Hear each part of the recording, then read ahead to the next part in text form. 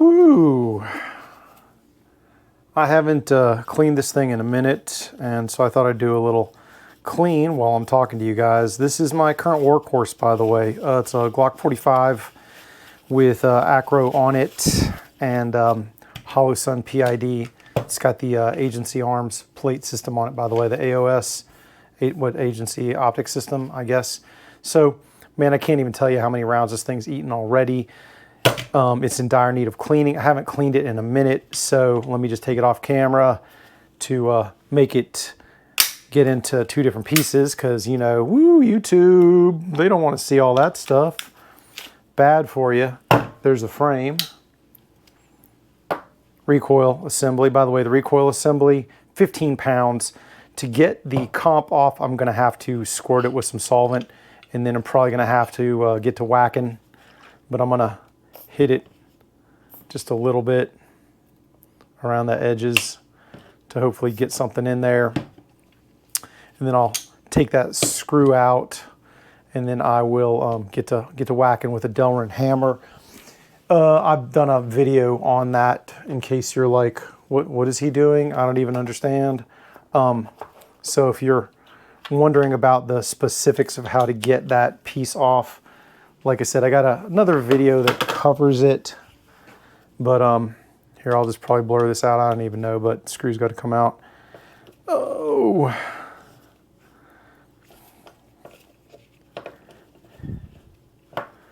You know, and the real problem, of course, that I run into is that the carbon lock, which is real, like, don't get me wrong, like legit carbon lock of the comp to the barrel. And that's on me, guys, because I'm not cleaning this thing on the regular. I really should be, but lazy. And in case you were wondering, like, you can get away with not cleaning it on the regular. You totally can. You just have to be prepared, Delrin side, not brass side, that squirt this, frickin' give it a few whackies.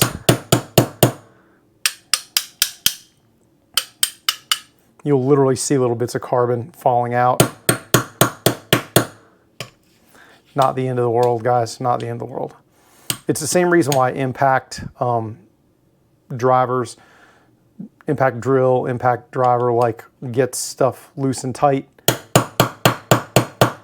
Kind of the same philosophy. Yeah, woo, bueno.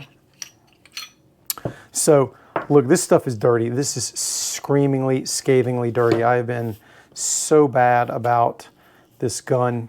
Despite all that, man, it has kept working. So read into that what you will, but if there's a surface on this gun, mating surface, moving surface, whatever, that's not dirty, I couldn't even begin to tell you where that piece or part is because of how poorly I've treated this gun. Like I said, still keeps working though. Like, at its heart, it's a Glock. And Glocks just have that reliability. It's not the best trigger. It's not the best gun. Not in a million, zillion, bazillion years. I promise you that. So don't think that I think this is the equivalent of a Chambers Custom or an Atlas or something like that in terms of accuracy, in terms of nice trigger, in terms of ergos, blah, blah, blah, blah, blah. It's a Glock.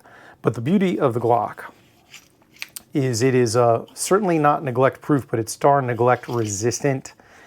And, you know, I suffer from the same thing that a lot of cops do. I'll neglect stuff if given half an opportunity to do so. And obviously, I've done that in this case. I am going to amend my ways very slightly by cleaning up the mess. And then at least tomorrow and the rest of this week when I'm demoing stuff, this gun won't be so dirty that I'm ashamed of it. I'll just be mildly ashamed of it, just a little ashamed of it. So in general, guys, when I clean guns, I like M Pro 7. I don't know if I've ever mentioned this stuff before. It's I usually buy it from, I think, Brownells.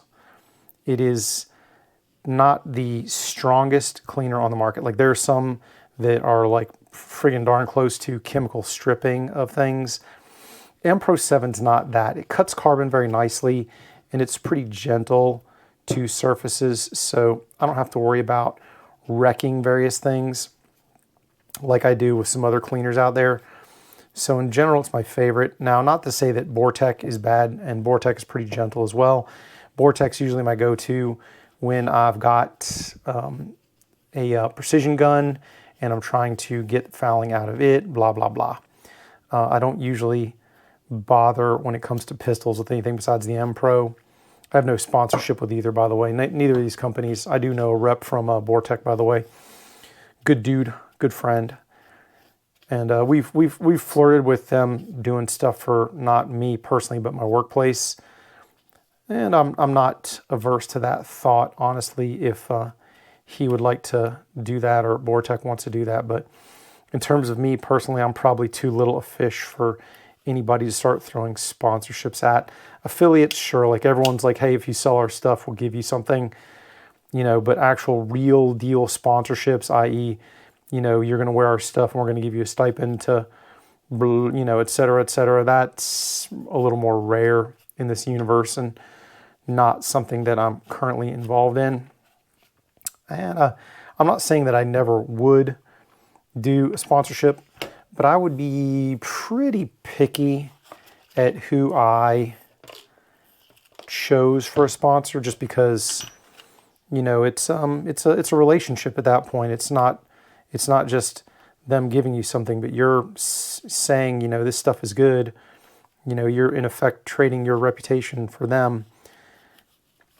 And I'm not saying that some other people out there doing it are doing it somewhat dishonestly. That's for you to decide. But I personally am super concerned or considerate about who I'm going to attach my name to, both companies, entities, individuals, etc. So, you know, at this point, like I said, you'll see affiliate stuff for me all over the place, affiliate links in my descriptions. Speaking of affiliate stuff, you know, any Amazon I link, man, that's going to be an affiliate link. It's not going to cost you any more money, but it is going to give me a little teeny bit of change. TrueLap Dumbbells, I'm doing affiliate work with them. Guys, I really, you know, talk about, you know, while they're not sponsoring me, I like TrueLap Dumbbells a lot. I've been using them for probably a good 6 months now. And man, I get a really good workout from them. And for what you get, I think they're super nice. I digress. Anyways, did I mention this gun is filthy? It is just nasty, nasty, nasty.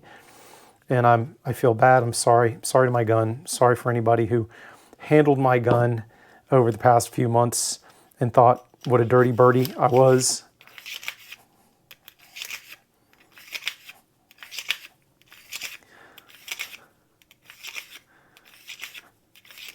Ten's probably not even enough for how dirty I've let this thing get, but whatever. I get to clean my rifle next. If you think I neglected my pistol, oh, the rifle is just as bad, just as bad. But I'll worry about that. I'll probably cut that into another video. I forgot to mention recoil assembly on this. This is the Radian compressor with a variable springs. This one's a 15-pounder. The stock on this one I think is 17. I'd have to go back and look to double check, but I like the compressor setup, but it's a little expensive. You know, speaking of things I'm not sponsored by. Now, look, all of Radian stuff is not cheap. If Radian makes something cheap, I'm not aware of it. But everything that they have put out that I've tried out, I've liked. You can get a cheaper setup than this if you just want to put a different poundage recoil assembly in your gun. Instead of 80 bucks, you can do one for 20 bucks from like, hang on. NDZ, yeah, NDZ is the company that I've gotten stuff from in my other guns that I've swapped recoil springs out for a different poundage. I've used NDZ, many rounds downrange, no issues. For the most part, I'll tell you that the stock recoil assembly works really good for 99% of all applications.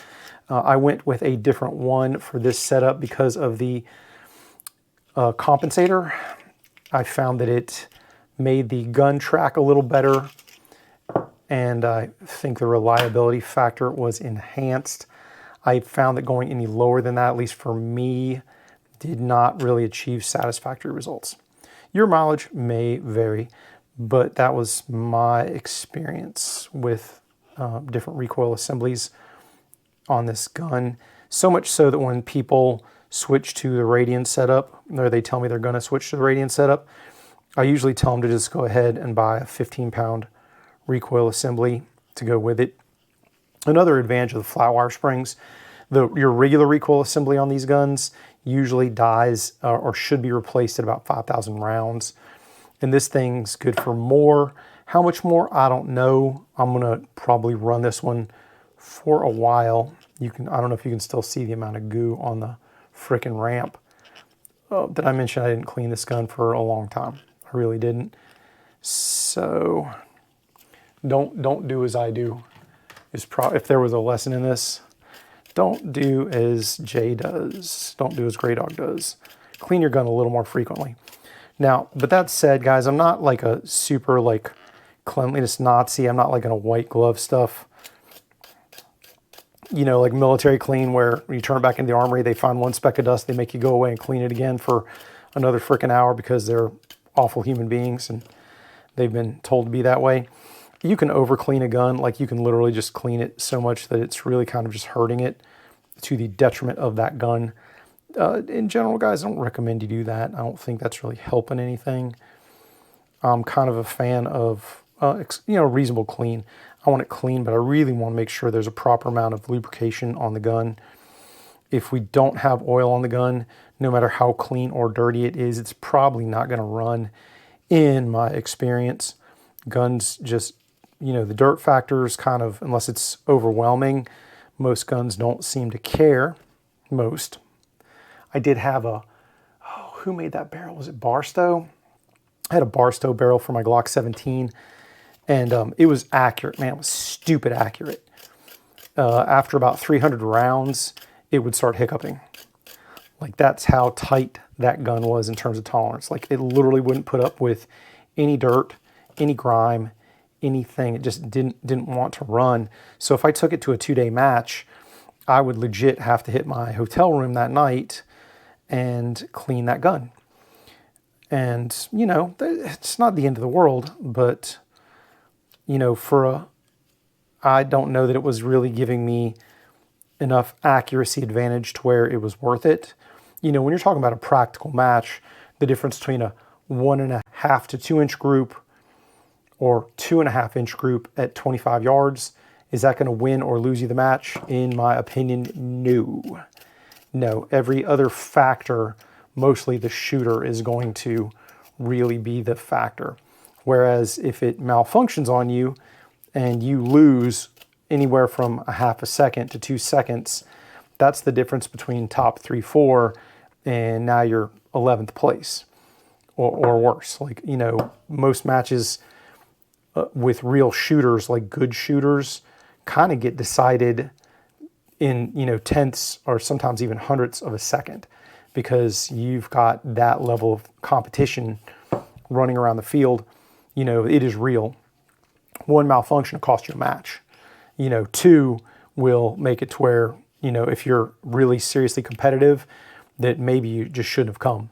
Like, it's that freaking crazy. So, all right.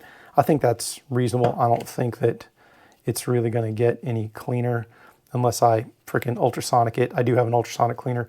Not going to bother tanking this stuff. It's probably too much. Could I? Sure. Am I going to? Nah, I'm not going to. I'm not going to do that with any of my rifle parts either.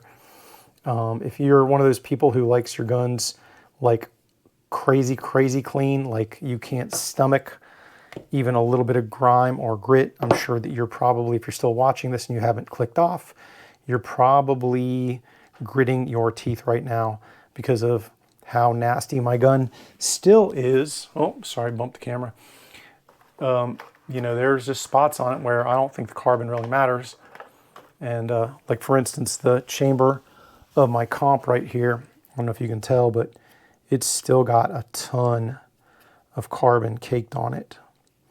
Just caked in there.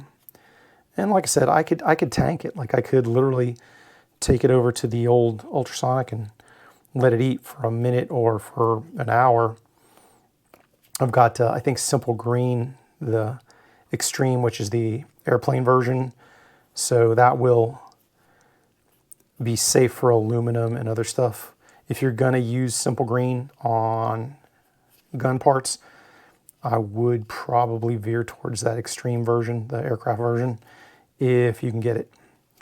Now, if you can't get that, then I'd be just real careful about what sort of solvents you use on the gun. Most modern guns, most modern finishes put up with a lot, but you know, the use, I'd be just careful. All right, that's enough. We've done enough. I'll probably clean the optic with a lens wipe, because I like doing that. And this is likely to get demonetized at the rate I'm going, because at some point I'm going to reassemble this, and I don't know that I care that much. You know, I don't think that this video is going to be the difference between pauper and millionaire me. Probably not. So we'll get over it.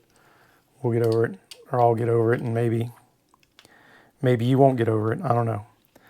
Maybe this is going to be just the thing that completely drives you over the edge and you can't take it anymore. And if so, I'm really sorry that that happened to you. Ooh, put a little drop on the old connector there. Wiggle the trigger. I'm going to do the thing I always tell recruits not to do, and then I'm going to drip some in the rail right there and let it roll down. Then I'm going to do the same thing over there. And then I probably will take this off camera. This is the secret. You don't know how these go together. Did I mention the secret? And then obviously I need to put this on.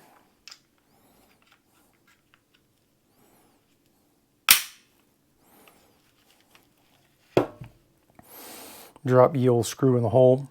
Cool thing about the what do you call it, the Radian ramjet is it does not require any thread locker, any screws to set on the outside. It's just one taper that you put to 15 inch-pounds, the end of story. So you don't need to, what was that, 10, that looks like 15. So you don't need to do anything too crazy. And like I said, my experience is that this thing tends to stay put very nicely at 15 inch-pounds. Good to go.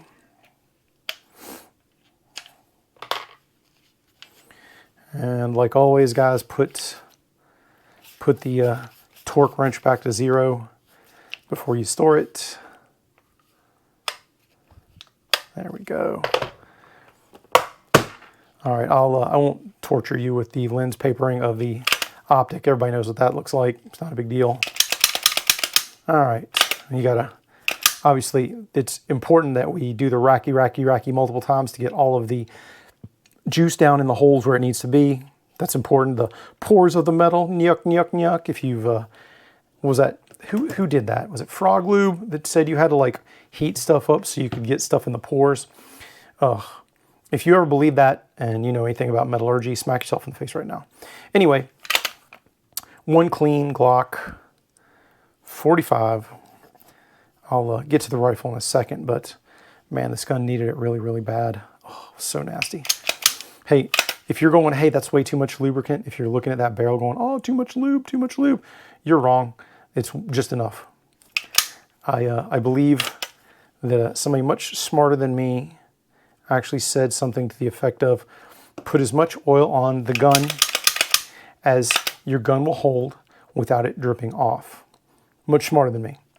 I'll leave you to figure out who that was on your own. If you already know, you know. Anyways, oh, and hi to you, by the way, if you're watching this. But anyways, guys, like somebody much smarter than me when it comes to lubrication gave a really awesome lecture on lubrication that I paid attention to. Another friend of mine actually said that he was around, same dude and somebody else was actually trying to teach said lubrication engineer about lubrication, literally with some rando stuff his gunsmith had said. And look, you know, your gunsmith, I'm sure, had some really entertaining ideas, and some of them might have been okay. But When an actual, I think, tribologist, like a guy who went to school to understand lubrication, tells you stuff, then all that other stuff is not as good as what that dude is telling you. The end of story. Anyways, clean Glock 45. I'll take that upstairs, reload it, put it back in the holster. That'll be good for tomorrow. Ooh, oh, so nice. And we'll get to the rifle next. Get him, Jay.